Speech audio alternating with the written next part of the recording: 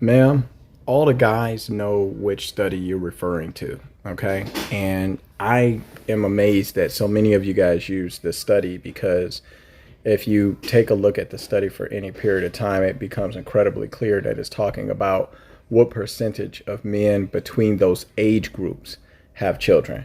So, right now, if you were to take a snapshot of the population, there's, roughly 19.9 million black men in America.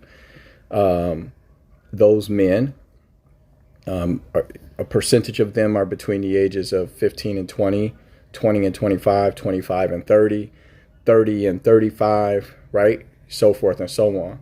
So it's not, that study doesn't show that 80% of black men have children by the time they're 40. It's saying that between the ages of during the time that the study was taken, between the ages of 45 or 40 and 45, that 80% of those men in that 5 year range had children, right? So that's not all black men. Not all black men are destined to have children by that age, but that age is representative of a generation of people, right? I fall in that age bracket, right? And those are guys that were born in the 80s and 90s. They have an incredibly different system of values pertaining to marriage with, we growing up with Johnny Gill and all of that shit.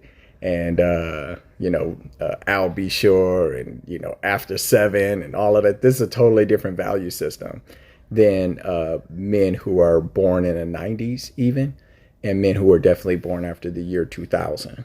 So yeah, guys who were born in the 80s, we went ahead and we have made babies. But all the guys born in the 90s don't fall into that sector on that study. And if you compare I believe there's three different groups that they show on that study. It's like Asian, white, and black. We're right in line with all the other racial groups. So it's crazy to me how you would focus on the line that represents black men, but not focus on the lines that represent the other groups, and to show that we're right in line with those other groups in terms of the percentage of them who have families by that age, or children by that age at the very least. So that's just inaccurate. I don't know how you guys all read the graph and fuck it up, all of you. It's like because you're looking for the information.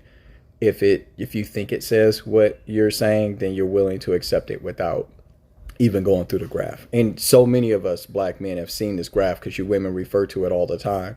But the way you interpret it is simply untrue. It's fucked up. You're wrong.